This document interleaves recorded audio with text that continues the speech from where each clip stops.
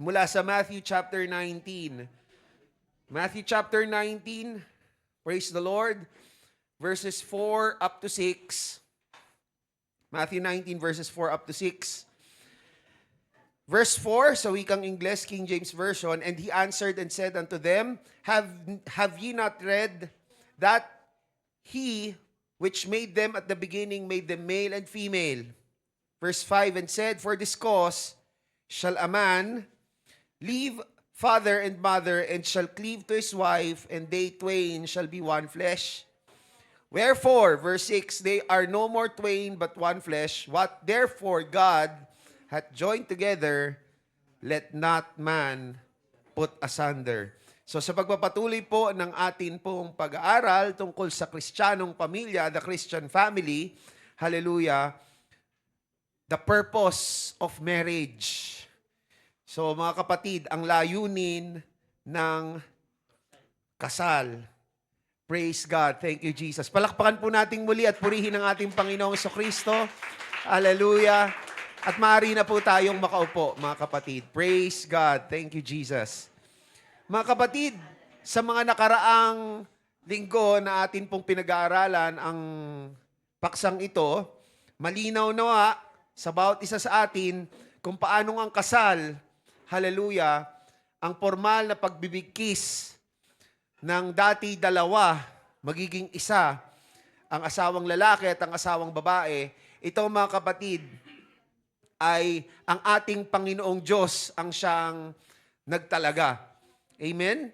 Hallelujah. It was God who initiated the institution of marriage to unite man and woman, as we have read in Matthew chapter 19 verses 4 up to 6.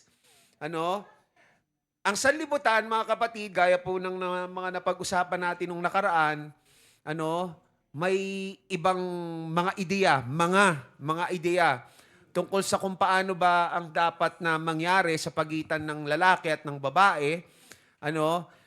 Ngunit napakahalaga, mga kapatid, dahil hindi mga napag-usapan natin, mga kapatid, kung paanong ang pag-aasawa ng lalaki at ng babae sa ilalim, hallelujah, ng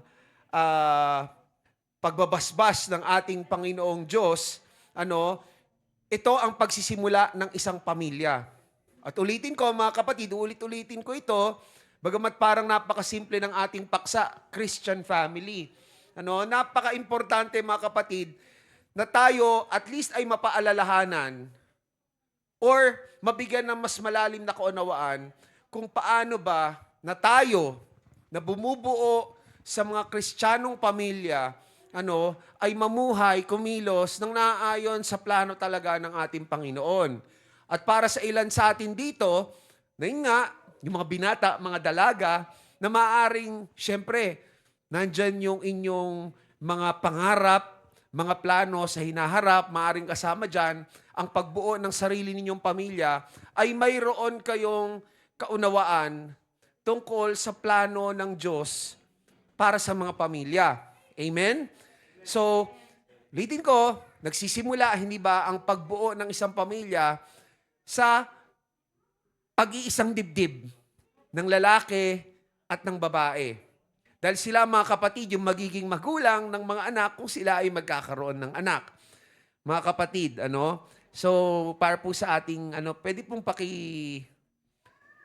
lagay doon sa slide, the purpose of marriage.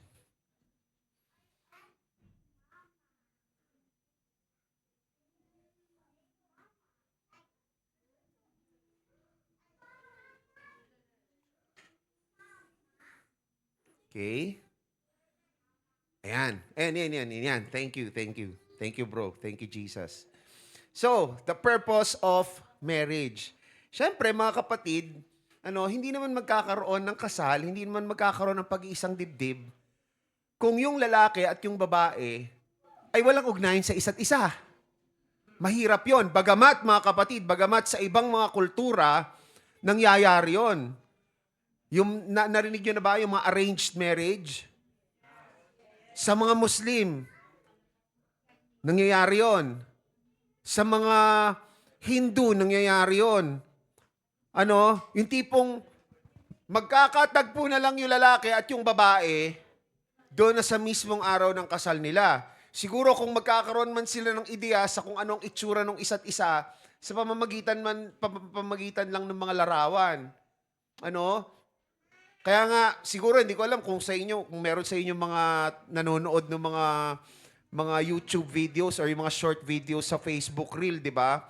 Yung mga ilang mga videos na nagpapakita na na yung babae nakasuot ng pangkasal, tapos first time niyang mamimit yung lalaki. Meron akong recent na nakitang ganun eh. Kung di ako nagkakamali, sa Muslim siya eh. Okay? So, walang relationship. Walang pinagsimulang relationship. So, mahirap yon mga kapatid. Di ba? Mahirap yon. Pero, I think, kung loloobin naman ng ating Panginoon, pwede naman siguro na magtuloy-tuloy, maging successful. Pero, mahirap mga kapatid. Kayo, na-imagine nyo ba ang mga sarili ninyo? Okay? Sa atin dito na mayroon ng mga asawang lalaki o asawang babae, na-imagine ba ninyo kung halimbawa ay hindi nyo na-meet ever yung inyong mapapangasawa, tapos na-meet nyo na lang sila doon sa araw ng kasal ninyo? Na-imagine nyo? Parang hirap, no? Ang hirap, no?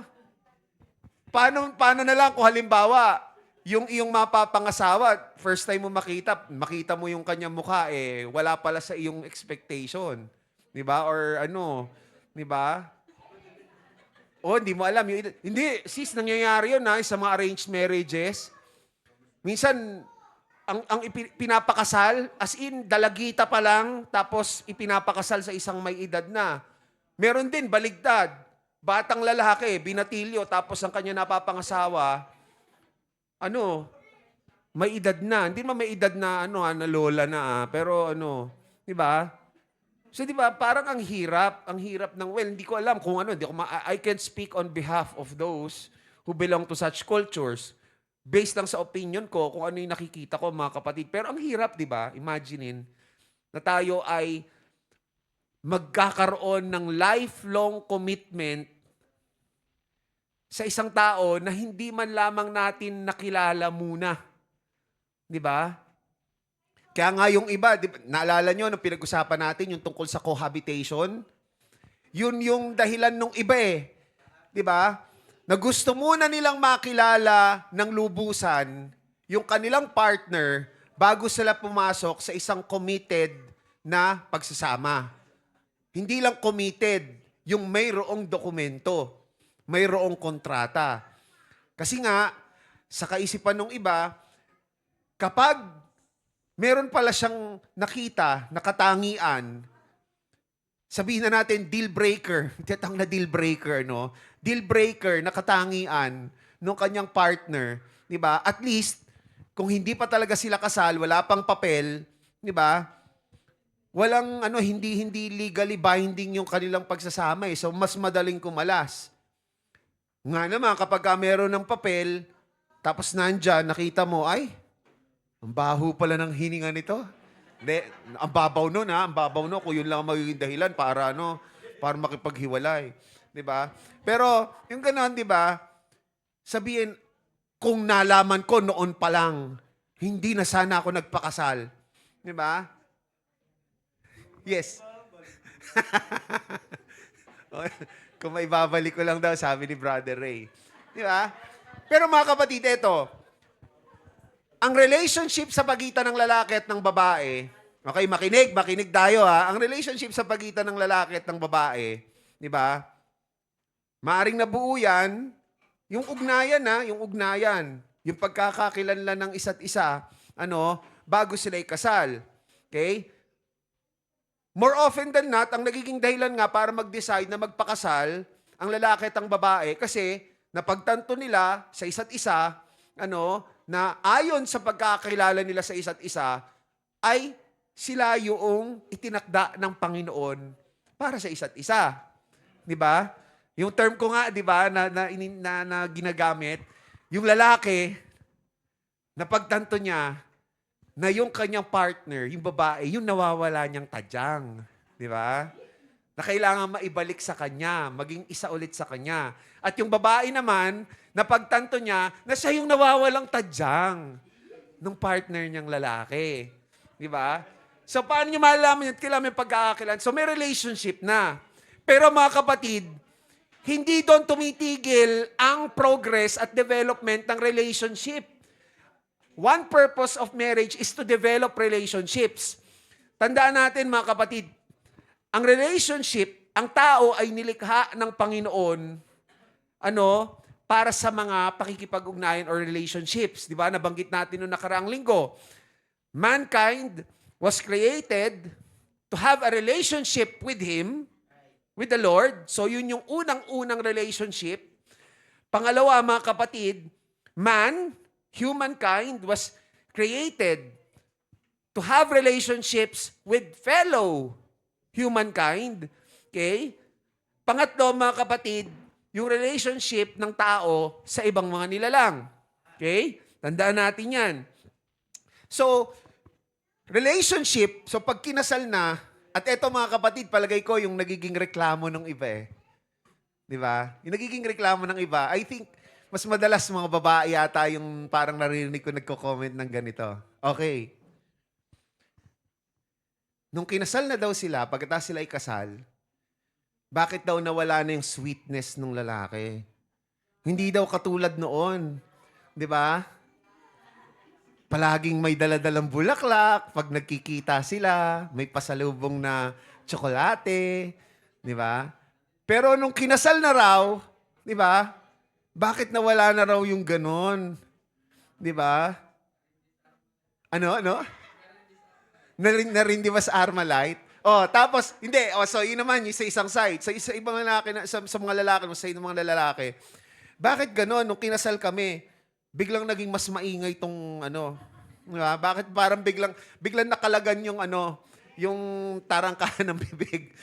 Bakit nung kami nagliligawan pa lang? Bakit nung boyfriend, girlfriend pa lang kami? Hindi naman to ganon, di ba? Sino tipong ganon, di ba? May mga aspeto, na nagiging mas bunyag once na ikinasal na. Maaring, magpakatotoo tayo, di ba? Magpakatotoo, lalo na sa courtship stage. Sa courtship stage, hindi lamang to para sa mga lalaki, kundi para sa mga babae. Di ba? Natural, sa courtship stage, best foot forward usually, di ba? Best foot forward. Kung ano yung maganda, yun mostly mo ipapakita mo.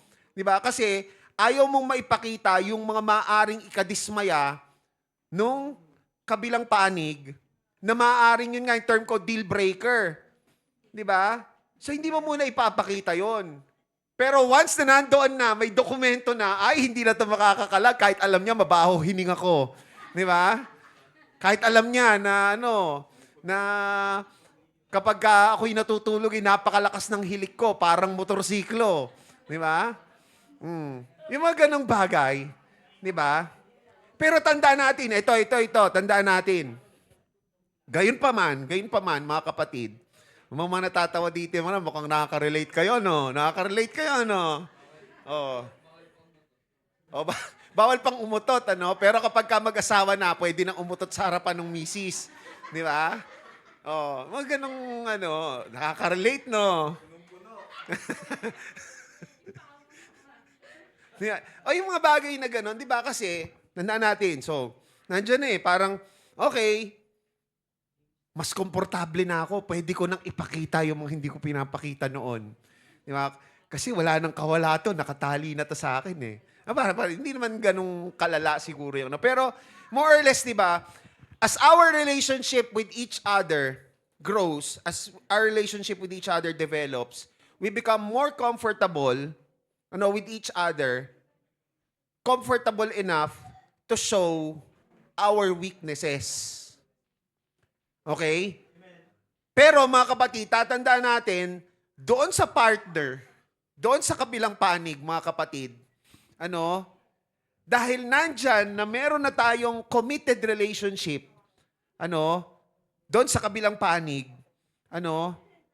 nasa sa atin ngayon para tanggapin yung mga kahinaan, sabihin na natin mga kapintasan na maaring noong umpisa hindi natin napansin. Di ba? Nasa sa atin yon. Tandaan natin mga kapatid, hindi tayo mga perpektong nilalang. Amen? Hindi tayo perpektong nilalang. Meron tayong kanya-kanyang mga kahinaan. Meron tayong kanya-kanyang mga pagkukulang. At kapag tayo ay pumasok sa isang relationship, hindi lamang mga kapatid, relationship na romantic or relationship sa pagitan ng lalaki at ng babae na magiging mag-asawa eh. Kahit naman sa mga kaibigan natin, di ba? Pagka tayo ay bumuo ng isang relationship, nandyan mga kapatid ang assumption, tatanggapin natin kung ano yung mga katangian noong ibang tao na kung kanino tayo nakikipag-ugnayan. Kasi kung hindi natin kayang tanggapin, di ba? Kung hindi natin kayang tanggapin, pwede pa rin naman tayong bumuo ng ugnayan, pero may limitation. Di ba? Lalong higit kung ang pinili nating relationship would be a relationship that would lead to marriage. Kinakailangan nakahanda tayo na tanggapin kung ano yung mga kahinaan at mga pagkukulang ng ating partner at hindi lang tanggapin mga kapatid. Hanggat sa makakaya natin mga kapatid, tulungan natin silang mapalakas sa aspetong yon. Tulungan natin silang maiangat sa aspetong yon. Okay? So nandoon na yung relationship, hindi tumitigil once na kaya as much as possible, balikan natin. Tayo mga tatay, ako guilty ako dito eh. One of these days, surpresahin natin yung ating mga misis. Gawin nga natin ulit ko yung mga ginagawa natin nung nililigawan pa natin sila. Di ba? Alam ko, magugustuhan nyo ng ating mga misis, di ba? Tama ba, Sister Jeremy? Yeah. Happy anniversary. Anyway, now, relationships. Ito pa mga kapatid, ang isang importanteng i-point out natin. Sa asawang lalaki man or asawang babae, yung relationship na dinedevelop natin, hindi lamang sa ating partner. Tanong ko sa inyo, kumusta ang relationship natin with our in-laws? Sa ating mga biyenan. Okay. Kumusta ba? Alam niyo, nagiging problematic ang relationship minsan na mag-asawa kung hindi maganda ang relationship sa in-laws. Yung relationship ng asawang lalaki doon sa mga magulang ng asawang babae or yung asawang babae doon sa mga magulang ng asawang lalaki. Diba? Nagkakaroon ng pakiramdam yung isa na hindi maganda ang relationship sa kanyang in-laws na maaring masyadong nakikialam yung in-laws, or masyadong nagpapailalim pa rin yung kanyang asawa doon sa mga magulang. Diba? Well, maaring may pagkakataon na gano'n. Tandaan natin, mga kapatid, hindi ba? Ang sabi ng ating Panginoong Kristo,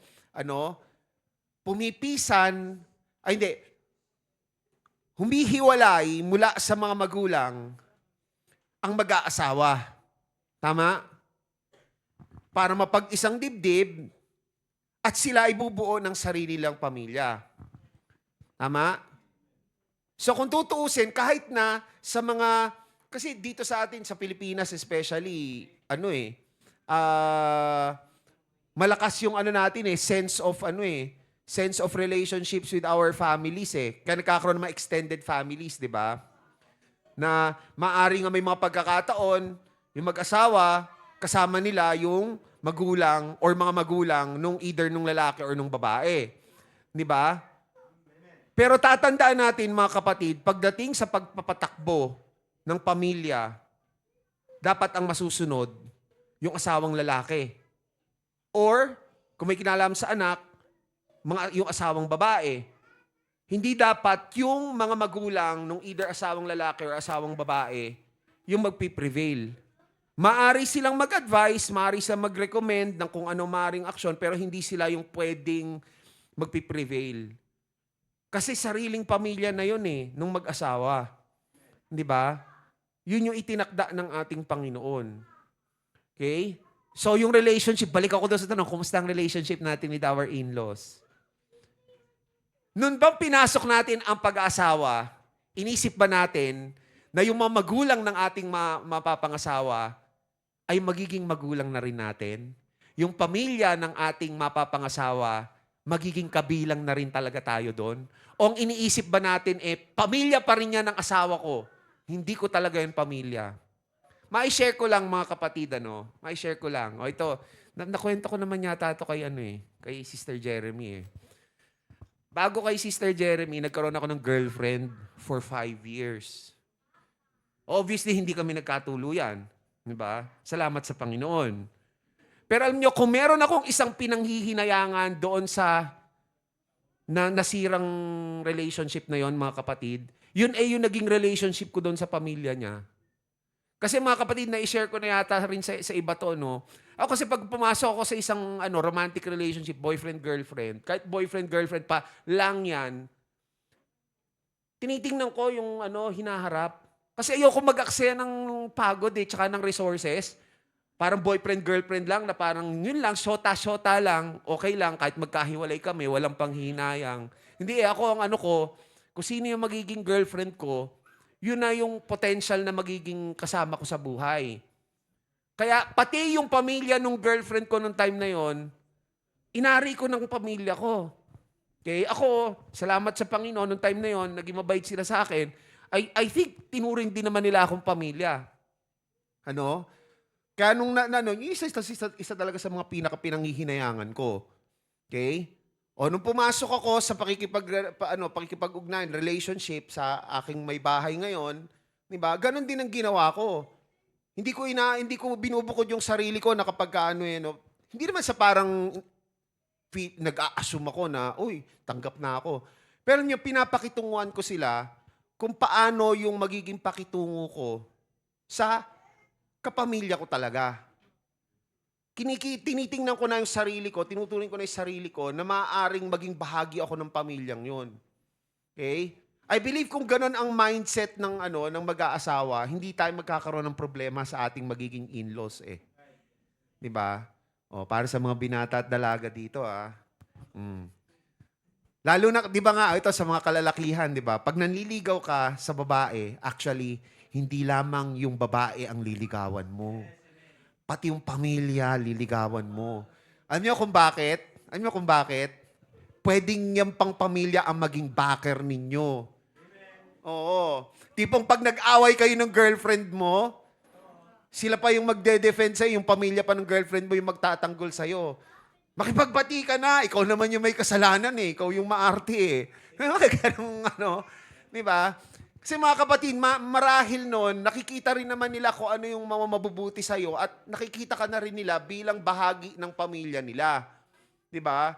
So, hindi lamang relationship between the man and the woman, but primarily the relationship between the man and the woman to. Pero tandaan natin, so bukod pa doon sa pamilya, sa mga in-laws, napaka-importante mga kapatid, na ito ang hindi mawawala.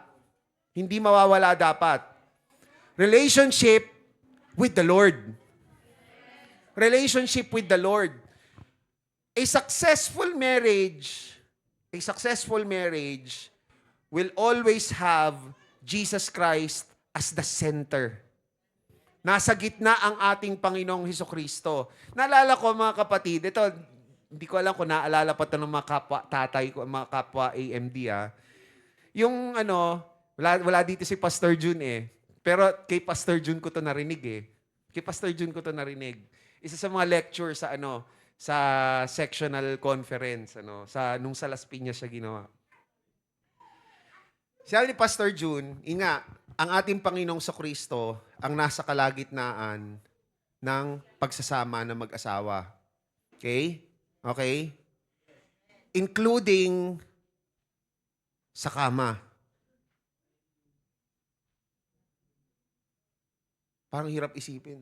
Ay, habang nandun hindi naman bakit? Ibig sabihin, si Jesus Christ, ang ating Panginoon, kapag yung mag-asawa nasa kama, Umaalis muna siya.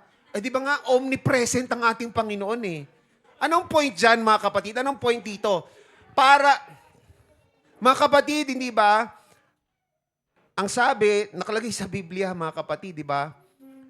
Ang pagsasama, ang marital relationship is something that has to be sacred. Di ba? Ang description nga, the bed undefiled. Hindi ko lang matandaan kung ano yung specific na verse. Di ba? Oh, para sa kung ano man ang gagawin ng mag-asawa, ano, medyo ano yata, ano, PG yata itong usapang to para sa mga bata. Pero, ang point ko rito, mga kapatid, wag nating aalisin kahit sa isang saglit ang ating Panginoong Kristo sa pagsasama ng mag-asawa.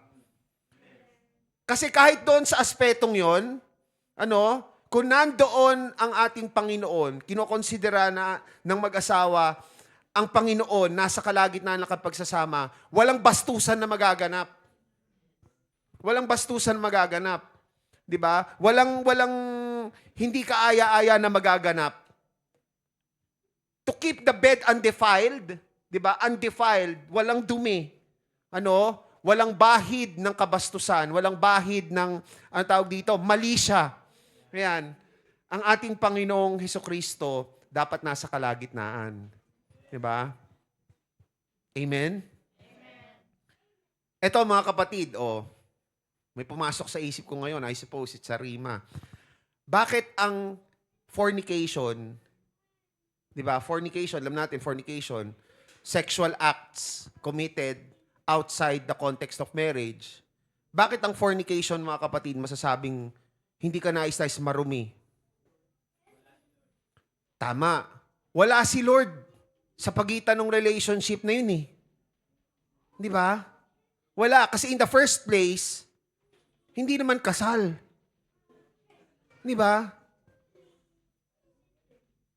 Amen? Yung fornication.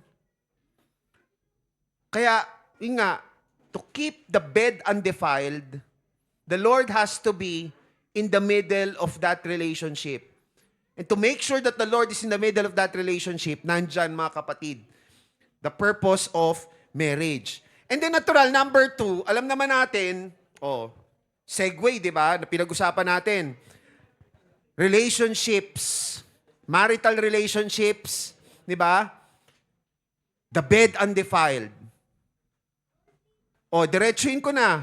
Di ba? Sexual relationships. Of course, kasama sa disenyo ng ating Panginoon, medyo biology tayo. Sige, biology.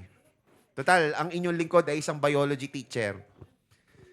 Hindi naman kaila sa inyo, di ba?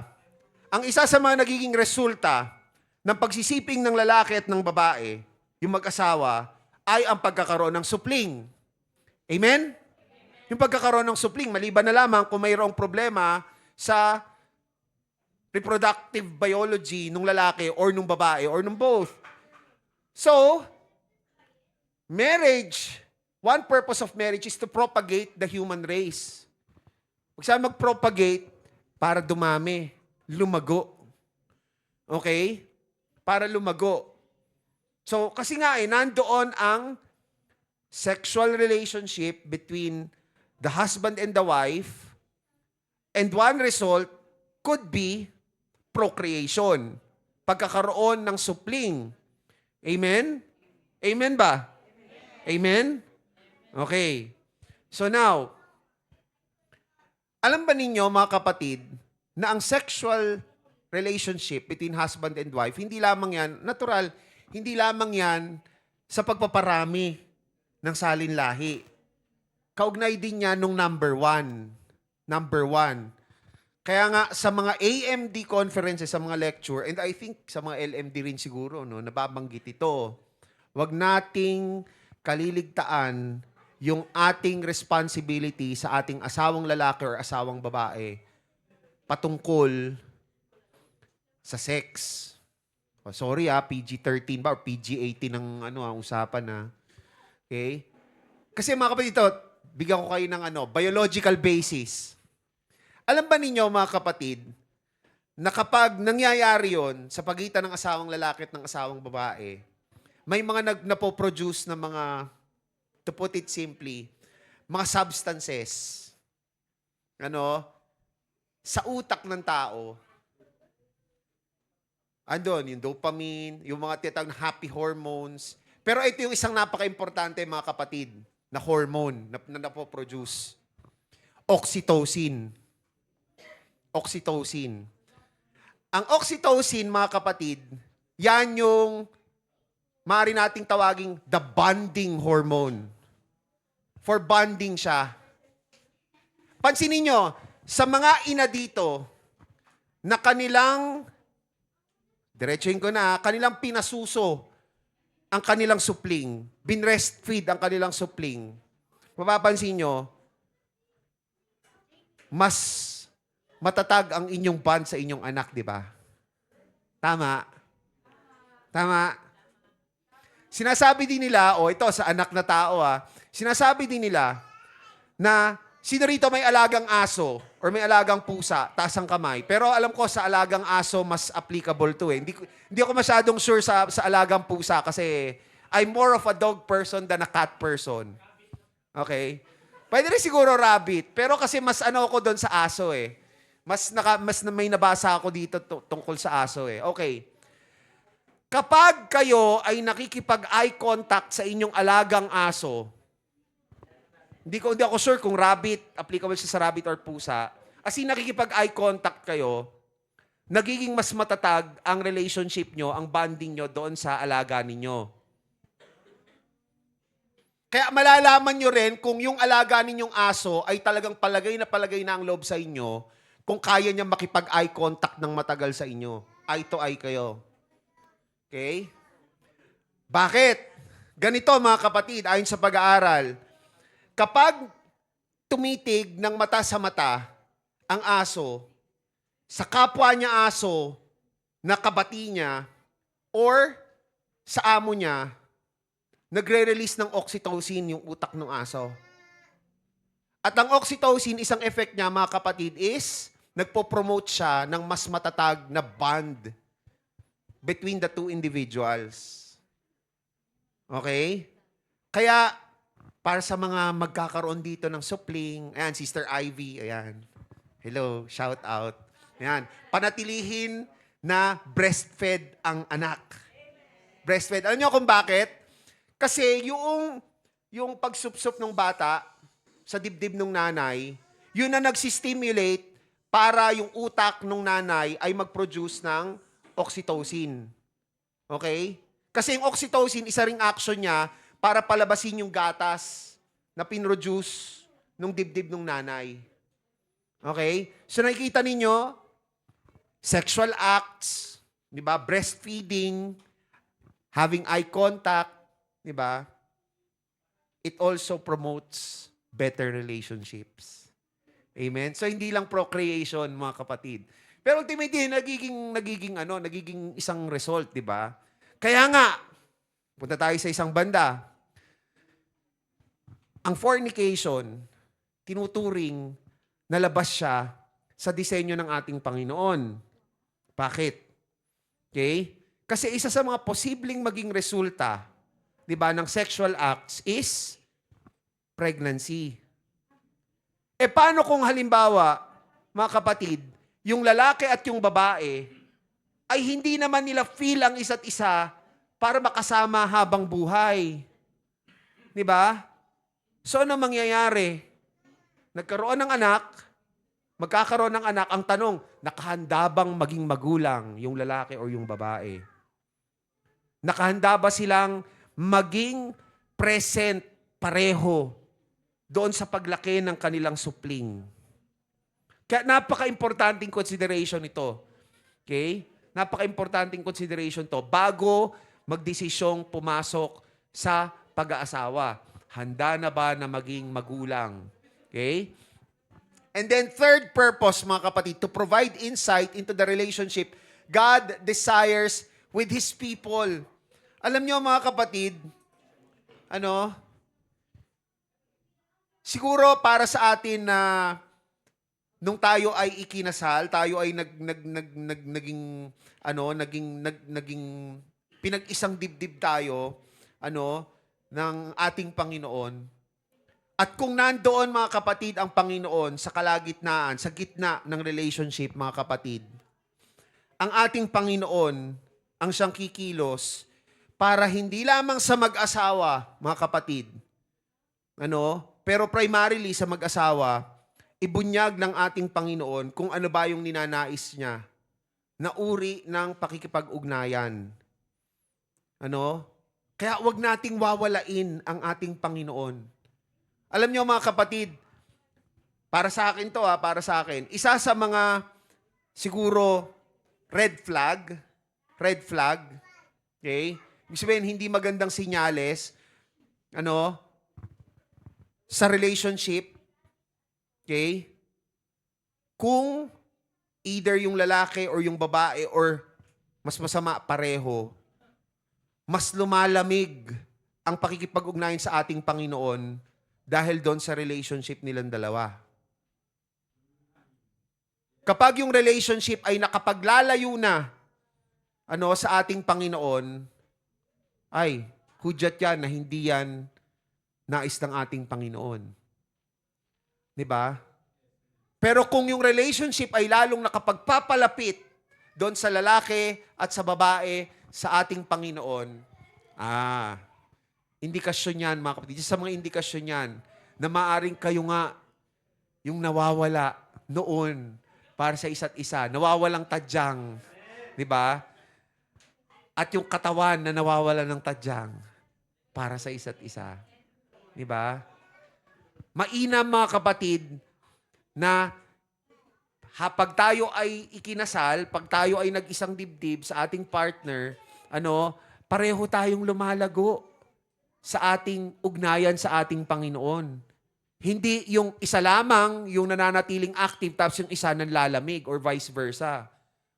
Di ba? Baka ang nangyari dyan, ganito. Kaya lang pala, wag naman sana, Wag naman, pero may possibility, di ba? Kaya pala yung lalaki ay uma-attend sa panambahan. Kasi ang reason niya, gusto niyang makuha yung loob ng babae. Kaya nung kasal na sila ng babae, ay tapos na, okay na. Tali na siya sa akin. Kahit hindi na ako umattend doon sa panambahan. Alam niyo mga kapatid, ito, hindi sa ang lahat ng kapurihan ay sa ating Panginoon. Pero patotoo ko lang mga kapatid. Narinig niyo na to, yung iba sa inyo narinig to. Isa sa mga sabihin na natin naging hudyat sa akin na si Sister Jeremy yung niloob ng ating Panginoon para sa akin. Alam niyo kung ano? O, di ba? Ha? Ganito mga kapatid. Nung kami nagkakakilanlan pa lang talaga, nagsisimula magkakakilanlan, yun yung time mga kapatid na nanlamig ako sa aking pananampalataya. Dati ako Katoliko, sarado dati. Yung time na soul searching ako. Alam niyo mga kapatid, hindi niya ako inimbita. For some reason, nung nalaman ko na okay, born again, hindi ko pa nga na Pentecostal eh. Parang sabi ko, parang may man sa akin na magpresenta kaya ako na sumama. Kasi pwede naman na hindi ako sumama eh. Di ba? Parang inimbita ko sarili ko. Hindi ko nga alam kung gusto niyang kasama ako eh. Basta pinilit ko yung sarili ko na munta. Diba? Doon pa yun sa PEC. Kasi yung afternoon service ng Mandaport sa PEC eh. Noon pa yun. Tapos mga kapatid, alam nyo, syempre sa umpisa, diba? Hindi naman sa mga sa atin, lalo na yung mga hindi naman talaga inborn na Pentecostal, diba? Nakakashock ang gawain ng mga Pentecostal. Ang ingay. Tapos yung mga kasama, one moment, ang ingay, nagsisigawan, parang ang saya-saya, tapos another moment, nag-iihakan. Di ba? Parang, ay, ganun dito. Pero yung mga kapatid, hindi natinag yung aking resolve na, sige, anong meron dito? I think dumating pa sa point, ako yung mas kaysa sa kanya eh. Oo. Kasi siya parang nung time na yan, busy siya sa sa call center eh. Parang ako pa yung nag-aano. Di ba? Tama ba yung pagkakatanda ko? Oo. Di ba? So yun, naging sa akin na parang, itong relationship na to, parang lalong nakapagpakilala sa akin kung sino talaga si Lord. Ano? Hindi niya ako sinabihan na magpabaptize ka na. Ako rin nagpresenta. Papabaptize na ako. Tanong ko pa nga sa kanya nun kasi ano ba dito yung UPC? Para ba tong INC or parang yung dating daan, may indoctrination muna bago i-allow na magpabaptize? Kaya tinanong ko noon si Pastor Art nung decided na ako na magpabaptize. Sinabi ni Pastor Art noon, hindi, walang basta mo lang, kung kailan ka, decided na yun na, walang indoctrination. So yun, mga kapatid, the rest is history. Okay? So yun, napaka-importante mga kapatid. Yung relationship natin sa ating kabiyak, dapat nagpapalakas ng ating relationship, ng tiwala natin sa ating Panginoon. Diba? Yung tipong kahit kayo, share ko lang din, pagbigyan nyo na ako, anniversary naman namin pero ito mga kapatid, sineshare ko to mga kapatid, dahil mabuti ang Panginoon, sa kanyang kapurihan mga kapatid, nakukwento ko naman, di ba? Tumatag yung tiwala ko sa ating Panginoon I believe yun sa Kanya din. Dahil sa pagsasama namin. Yung mga pagkakataon, akala nyo, may pera kami palagi. May mga oras na ring nagkukulang din kami. Mga oras na nagkukulang din kami. Pero, dahil sa tiwala namin sa ating Panginoon, di ba? Tinatawanan lang namin. Alam namin, God will provide. Tapos magugulat na lang kami, mga kapatid, magugulat na lang kami. Kasi ang kalakaran talaga namin, pag dumating yung sahod namin, tabi na agad, tithes. Sa Panginoon yan tithes, automatic na yan, matic na yan, nakatabi na yan para sa ating mga tithes offering yan, andyan na yan. Okay? So may mga pagkakataon, mga kapatid, napapakamot na lang ako ng ulo. Kasi natitira after ng tithes, sabi niya sa akin, kailangan nating mamili. Sige, mamimili. Tapos, pagdating doon sa cashier, 7,000. 7,000, ilang piraso lang. Diba? Inflation is real. Inflation is real. Yung noon, naalala ko, nung ako'y bata pa, yung shopping cart na punong-puno, hindi nga, 1,000 lang yun nung time na yun nung bata pa ako. Ang tawag na namin noon, nagpa-panic buying yung daddy ko. 1,000, 1,500. Ngayon, hindi pa puno yung shopping cart. 7,000 na agad. Papakamot na lang ako ng ulo, mga kapatid. Tapos, mga kapatid, pag yung, nadideplete na talaga yung pondo, nakikita ko, tipo laman ng ATM ko, 500 na lang. Mga ganon, 500 na lang yung laman. Nako, nasa isip ko, sana, huwag naman sanang magyaya ng shopping to. Huwag naman sanang magyaya ng grocery kasi mukhang wala na akong mailalabas. Pero mga kapatid, mabibigla ka na lang. Parang dahil pinagpapasa Diyos namin, mabibigla ka na lamang, maya-maya, pag oras na nagyaya na siya ng o kailangan na nating mamili, pag chinek ko yung balance ng ATM ko, ay, nagkaroon ng laman. Dati, nangyayari, maniwala kahit hindi, mga kapatid, talagang sagad na sagad, wala na kaming magugulat ako, pag buklat ko ng libro, meron pala ako na isiksik na pera doon dati. Ganon kumilos ang ating Panginoon. Diba? Kaya ulitin ko, mga kapatid, hindi dapat mawawala ang Panginoon sa kalagitnaan ng ating relationship. At dapat lumalago ang relationship natin sa ating Panginoon, both for the husband and for the wife. Kapag ang isa, either the husband or the wife, mas nanlalamig sa ating Panginoon, di ba?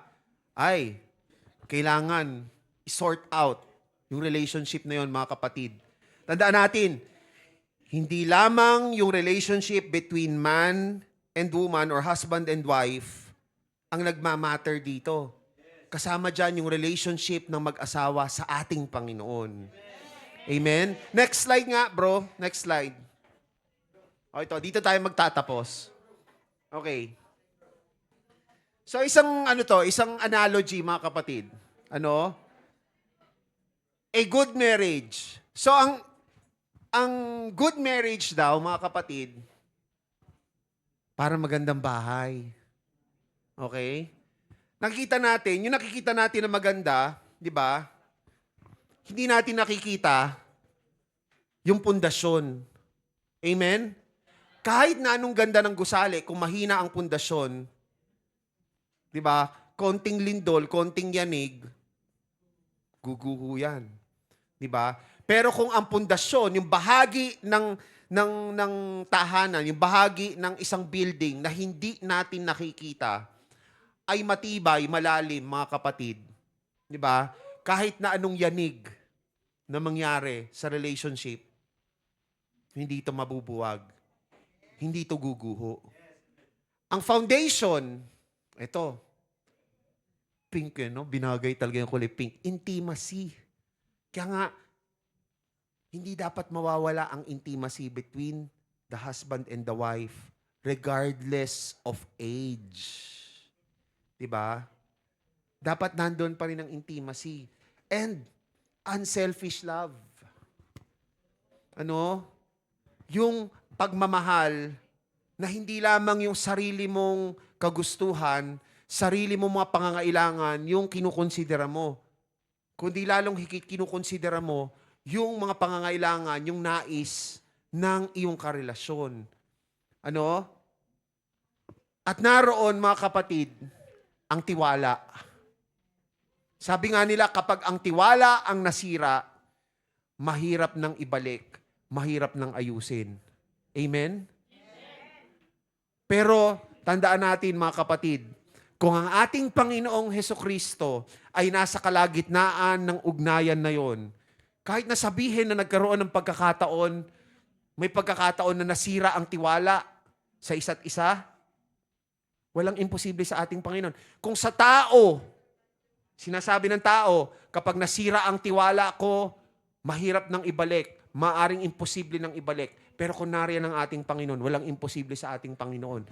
Siya ang magme-mend ng broken trust. Siya ang magme-mend, siya ang mag-aayos ng mga broken relationships. Kaya napaka-importante, hindi mawawala ang ating Panginoong Hesukristo sa kalagitnaan ng pagsasama. Amen? So, yun yung napakalalim at matibay na pundasyon. Kaya kahit na anong yanig, diba? Kahit na anong controversy, diba? Ba't ako maniniwala dito sa pinag-chismis ng mga marites sa barangay namin? Kilala ko ang asawa ko, may tiwala ako sa asawa ko.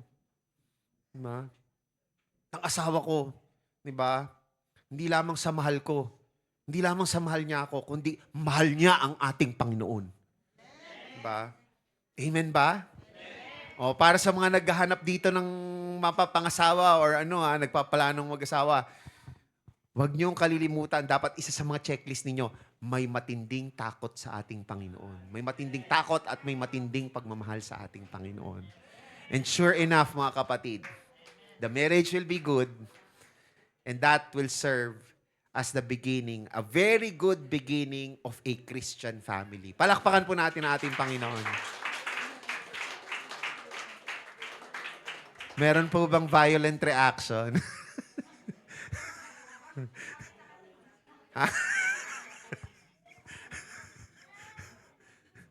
Pero tama, no? Tama yung natatandaan ko, no? Parang ikaw yung mas walang enthusiasm nun sa di ba? Ako yung mas enthusiastic noon na pumunta ng PEC, eh.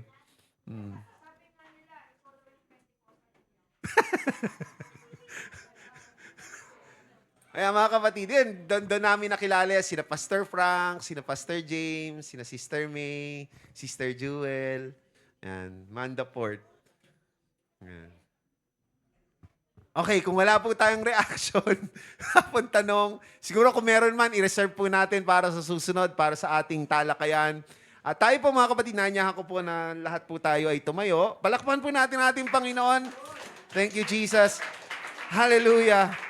Praise the Lord. Praise the Lord. And let us all pray as we end our Sunday school session and before we give our love offerings for the ministry of the Sunday School Department.